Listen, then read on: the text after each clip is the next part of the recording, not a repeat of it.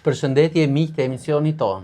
Sot do të flasim për kolitin ulceroz, i cili është një sëmundje inflamatore e zorës së trashë dhe shfaqet tek ata njerëz të cilët ose janë treguar të pakujdesshëm në dietat e tyre ushqimore, ose të pakujdesshëm në ushqime, ose nuk i kanë larë mirë duart para se ata të hanë bukë, ose edhe nga shkaqe të tjera të cilat janë të shumta, por që kanë një emërues të përbashkët, çrregullimin e funksionit të zorrës së trashë dhe ky çrregullim fillon që të japi disa shenja në fillim dhe pastaj këto përshkallëzohen.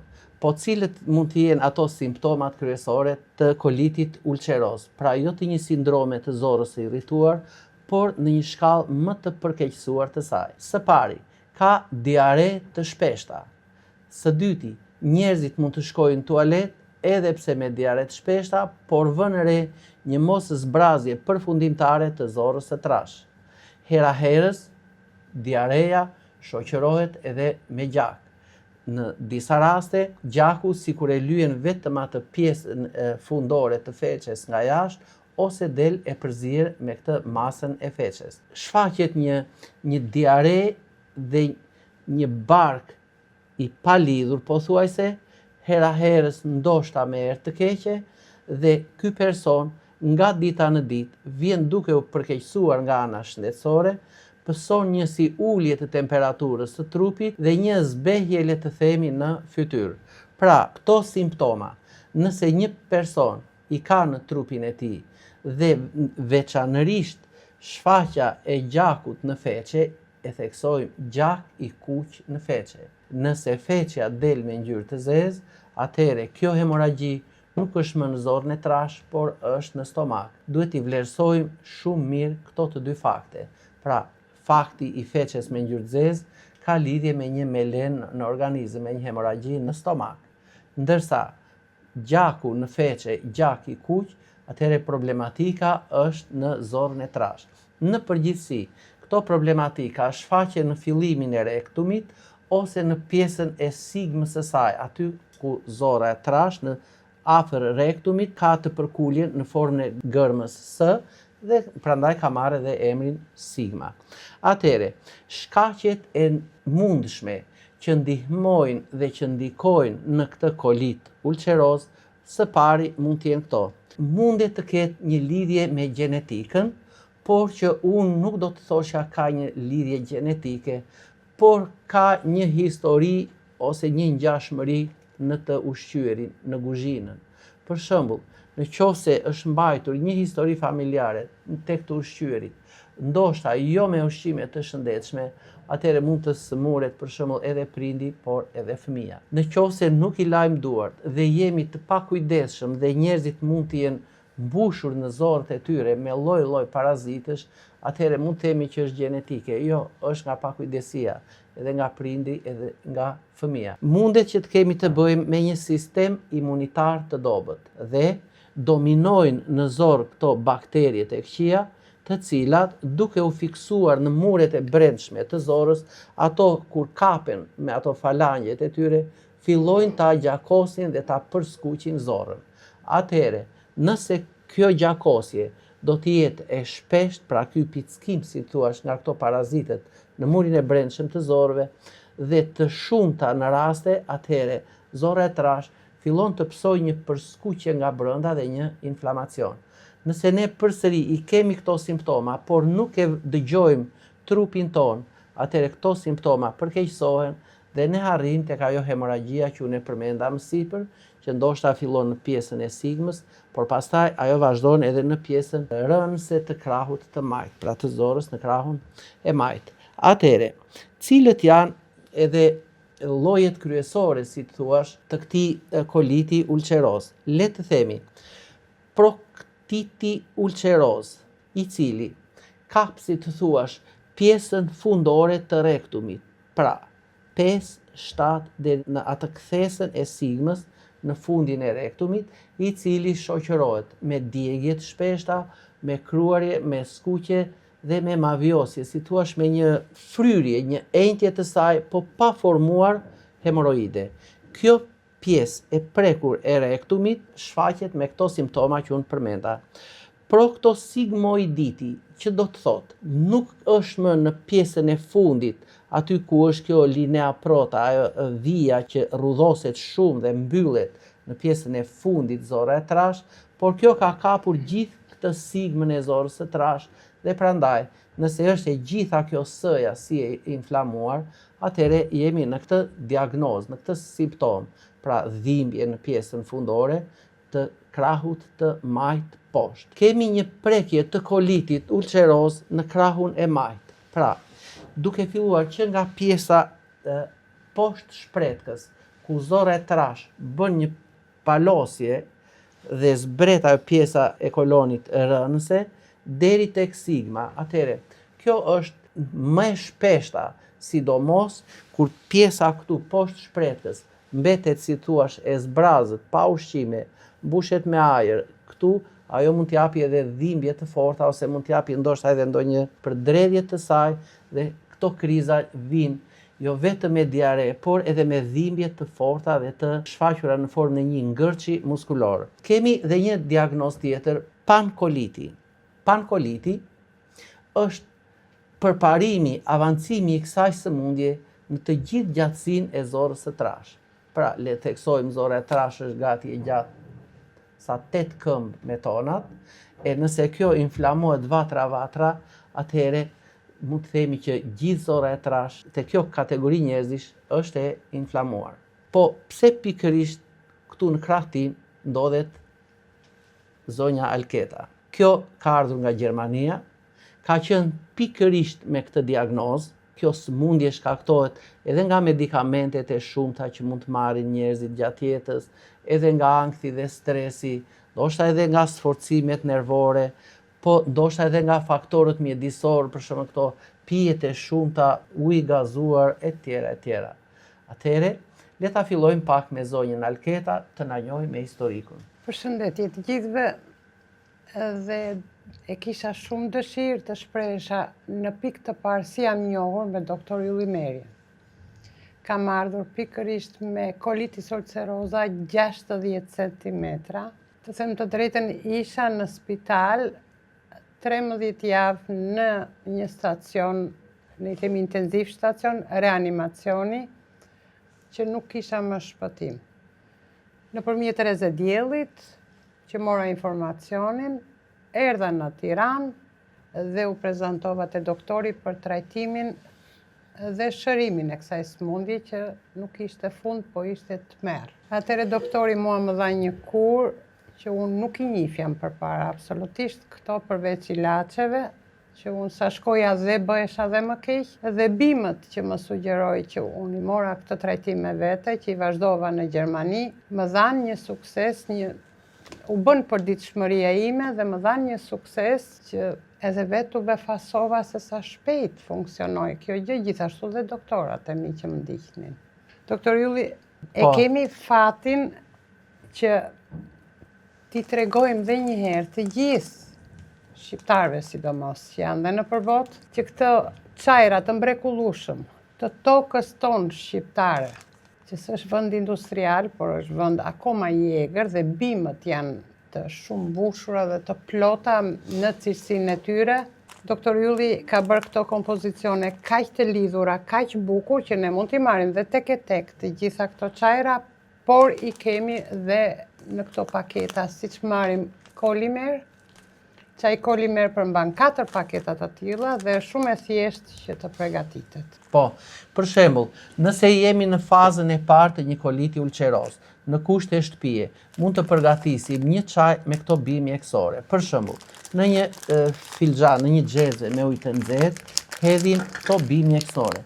Pak nga lulja e bishtamitit, për faktin se kjo përmban disa substanca natyrale që rrudhosin dhe mbyllin plag në lagështirë, ashtu siç janë plagët në brendësitë të zorës së trash. Pra mund të fusim një lule nga bishtamiti ose një mifleçe që i thot populli dhe këtë përdorim sepse në brendësi të kësaj luleje ndodhet edhe vitamina K, e cila ka veti që të ndalojë hemorragjin.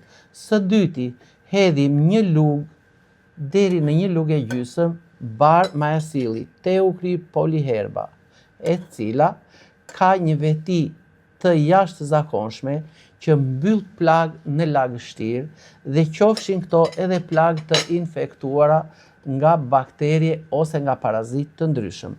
Futim një degë me lulen e basanit, pra do të këputim një degës këtu, sepse kemi afërsisht 300 ml ujë, dhe le të tregojmë edhe një bimë tjetër të veçantë. Atëhere, në rast se kemi fryrje barku, gazra në zorë, përdori me shumë efikasitet bimën e trumzës, Satureia montana. Pse mund ta përdorim trumzën në këto raste? Satureia do të thotë forcë, që do të thotë sëmundja e kolitit ulceroz jep një këputje trupore dhe një lodhje të saj. Trumza largon gazrat e tepërt nga zorra, por njëkohësisht fillon që të mërrisi pak vitalitetin e trupit tim ose të smurit. Atëhere, mund të këpusim 2 deri në 3 fije nga kjo trumza dhe t'i hedhim tek çaji. Dhe në fund kemi trumzën e Julianit ose Micromeria juliania. Atëhere, kjo ka vetin që të mbylli plagë, të arnoj dhe njëkohësisht të më forcoj muskujt e në veçanti atë mukozën e brendshme të irrituar të stomakut ose të zorrës së trashë. Këto bimët, pasi zhyte në çaj, pra mirë është që ne t'ju japim një përvëlesë afërsisht 1 deri në 2 minuta. Atëhere, do të vëmë re që këto përbërësit fitokimik të këtyre bimëve, pak e nga pak do të kalojnë tek çaji. E lëm të macerohen bimët në këtë ujë të nxehtë afërsisht 10 deri në 15 minuta. Pra, pas një përvëlese, prej 15 minutash, përbërësit fitokimik të bimëve pothuajse kanë kaluar tek uji.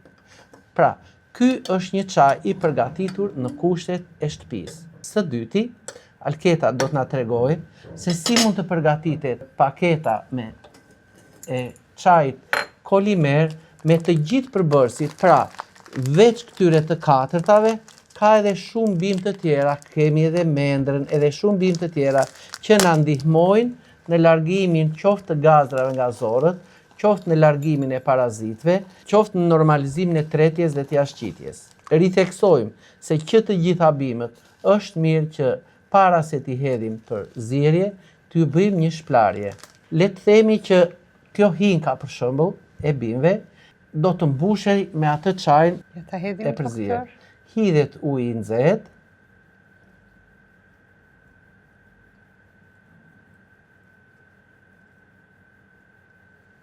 Të dashur miq, që ta dini, unë këtë çaj e përdor her pas here, sado që jam e shëruar, sidomos kur shkoj jashtë shtetit, që dhe ushqimi është tjetër, ose një 6 muaj për të pastruar thjesht zorët. Doktori tregoi për trumzën, vetit e saj fise të gjithë toksinave që mblidhen në zorë janë të papërshkruara me fjalë. Theksojmë se Alketa, pasi u shërua plotësisht nga koliti ulceroz, shkoi dhe bëri një shkollë në Gjermani për holistikën bimore.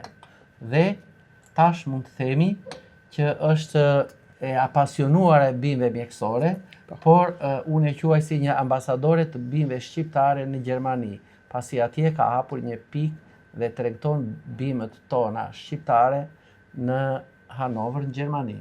Po. Këto bimë shkojnë në shumë shtete, jo vetëm në Gjermani, atje ku na kërkojnë njerëzit, sepse kanë hapur shumë shtete tjera. Po shqiptarët tanë e kanë genezën shqiptare dhe duhet bima shqiptare, sikurse dhe shoqërimi i tyre, edhe gjuha jonë shqip, po këto bimë janë edhe me përkthim gjermanisht. Atëhere, cili është vazhdimi i mëtejshëm? Pra, pasi u përgatit çaj, që shiko, për shumë pak filloi që të ndryshoj ngjyra e tij. Ja kuptohet këtu që janë përbërësit më ndryshe nga këto pak që unë futa te kjo xhezvja, që nga ngjyra e çajit. Por si do të vazhdojmë trajtimin për shërimin e kolitit ulceroz? Le të vazhdojmë hap pas hapi. Në mëngjes, esëll është mirë të përdorim ose ekstraktin balsamik, Pra, nëse kemi hemoragji, është mirë që ta filloj me ekstraktin balsamik. Nëse është ndonjë fëmijë tekanjoz ose ndonjë i moshuar që nuk i duron dot përbërësit e atij, atëherë fillojmë me vajin e lules së basanit. Mbushim 1 lugë çaj me vajin e lules së basanit, mbushim 1 gotë çaj me bimën dhe në çaj shtojmë 1 lugë çaj me mjalt. Plot probiotik, plot mbrojtësa për gjithë sistemin e tretjes, që në momentet e para të mëngjesit. Do të konsumohet mëngjesi, jo shumë i rënd, por jo edhe me produkte ushqimore që t'jenë acide, për shembull, jo ndonjë kos i thartuar, jo ndonjë supë mbetur e darkës dhe të jetë lënë jashtë dhe ta konsumojmë në mëngjes. Ushqimi, kush ishte për juve në mëngjes? Unë kam mbi 4 vjetë e gjysmë që konsumoj myslin, që është përmban farën e lirit, fara chia, farën i ka të gjitha komponentet, përveç se unë i hedh edhe kurkuma, do të thënë shafranin e indis, shafranin e kuq, i dua gjitha ato benefite me ato 2-3 lugë gjelle në mëngjes, që unë e konsumoj me kosin natyror. I dua t'i kem gjatë ditës, se gjatë ditës nuk kam kohë që të merrem me vitamina dhe suplementet shumë, përveç se çaji mëngjesin e kam të prerë dhe jam shumë e kënaqur, kam kaq vite. Pra, 1 çaj me pak mjalt nga këto bimë të bioflorës shqiptare. 1 vaj dhe pas buke jo me pakta 10 pika propolis me rigon, i cili do të vini re, do të qetësoj brenda 2 minutash dhimbjet në pjesën e stomakut, dhimbjet dhe fryrjet në zorët e holla dhe në zorën e trash. Nëse kemi ndonjë tendencë, për shembull, dhimbjeje nga midis vakteve, është shumë mirë që të përdorim ekstraktin balsamik dhe nëse kemi hemoragji, patjetër që ekstrakti balsamik duhet të përdoret 2 lugë çaj në ditë pas buke, gjithmonë midis vakteve. Në drek, juve përdorët? Të flas nga përvoja ime njëherë, sepse ishte shumë e vështirë si smundje. Atëre, përveç të gjitha konstipacioneve që kisha, dhimbjeve, këputjeve që kisha humbur edhe shumë gjak, kisha kthyer në anemike. Dhe si do vinte trupi im zora në balancën e saj gjatë ditës kur ke gjithë to shqetësime. Pa haruar dhe anën shpirtërore, sepse ana nervore ishte shumë e rëndësishme, duhet isha shumë e fuqishme nga të gjitha këto pjesë. Sidoqoftë, përveç ushqimit të mëngjesit dhe çajit që merja dhe vajrat, propolis ishte i mrekullueshëm. Unë përdora një kohë prej 2-3 javësh alkania ngjyrose për hekurin që humbisja dhe pjesa e hemoroideve që nuk ishte më pak me dhimbje ose shqetësuese, ishte kremi që e përdorja për ditë, kremi hemoroideve, i mrekullueshëm, shumë i mirë. Nuk isha vetëm një smundje, po kjo ishte maja e icebergut, kur i thonë. Kjo ishte më e padurueshme nga të gjitha. Dhe vazhdojmë trajtimin po në mbrëmje. Atëhere, në mbrëmje, tamam si në mëngjes. Përdorim para buke vajin e lules së basanit, përdorim pas 5 minutash çajin e kolitit, pra çajin kolimer, dhe pas buke propolisin me rigon. Atëhere, kjo ishte më e pakta e kurës për trajtimin e kolitit ulqeroz. Për degëzimet e tjera, për përkeqësimet e sëmundjes, janë përdorur edhe produkte të tjera shtesë. Për shembull, kur ne kemi vënë re që një njeri ka patur shumë parazit në organizëm, dhe kapslik, kemi filluar për shembull që nga lulja e akes, duke futur shegën e egër, e cila është me të vërtet një regulator i mrekullueshëm i florës bakteriale dhe një toksifikues, ato majat e rrënjës së egër, i toksifikues i këtyre parazitëve në organizëm, kemi shtuar ndoshta farat e kungullit për të nxitur jashtëqitjen e parazitëve nga organizmi dhe njëkohësisht edhe thekrën. Por baza, si themi, për trajtimin e kolitit ulqeroz, le të jetë kjo. 2 lugë çaj me vajin balsamik, 10-15 minuta para buke, 1 lugë në mëngjes dhe 1 lugë në mbrëmje. Ekstrakt balsamik midis vakteve, një ndoshta nga ora 10, një ndoshta nga ora 4-5. Çaji i majasilit dhe i kolitit, 3 gota në ditë nga një gotë para vakteve, dhe propolisi me rigon, i cili më rregullon shumë mirë edhe florën bakteriale në zor dhe na ndihmon në arnimin e këtyre skuqjeve ose të këtyre plagëve ulceroze në zorën e trash. Theksojmë se mund të përdoret edhe veza e zier me rigon, pasi edhe kjo ka mikroelemente të cilat i ndihmojnë që plagët që mbylleshin me vështirësi të mbyllen shumë lehtë. Ky ishte emisioni për ditën e sotshme, pra trajtimi i kolitit ulceroz. Dhe Alketa do të na tregoj se si e pinte çajin e saj, por unë do të theksoja që në çdo gotë çaj, ose mund të hedhim 2-3 pika nga vaji i rigonit, sikurse edhe në supë gjatë ushqimit, në rast të diareje. Po, ose mund të shtojmë drejt për së drejti nga pak pika propolis me rigon. Për shembull, ato pika që unë i përmenda pas buke, nëse dikush do ta kishte të vështirë, atëherë mund t'i hedhim drejt për së drejti këtu në çaj, tretet shumë lehtë propolisi dhe neve i marrim këto mikroelement të dobishëm për zorën e trash para buke. Ja, në këtë mënyrë, çaji për kolitin është i gatshëm, edhe me propolisin me rigon. Atëherë, dua dhe unë propolis. Propolis me rigon është i mrekullueshëm. Gjithashtu për pjesën e hemoroideve, është kremi i hemoroideve që përmenda pak më lart, dhe ky është jashtëzakonisht i mrekullueshëm, eficient, edhe zvoglohet edhe zhduken hemoroidet, që janë aq bezdishme. Doktor, faleminderit, gëzuar. Faleminderit Ishte edhe një juve që erdhët kënaqësi. nga Gjermania, gëzuar dhe qofshi një ambasadore e shëndetshme. Faleminderit. Unë falenderoj në emër të gjithë shqiptarëve pacientëve që ke në Gjermani, Zvicër, mbar botës. Shumë faleminderit për punën e palotur. Pra, një gotë me çaj e shëndetshme. E pse të përfundoni në sallat e operacionit, kur flora shqiptare është plot e përplot me bimë mjekësore që shërojnë kolitin ulceroz. Na bëftë mirë.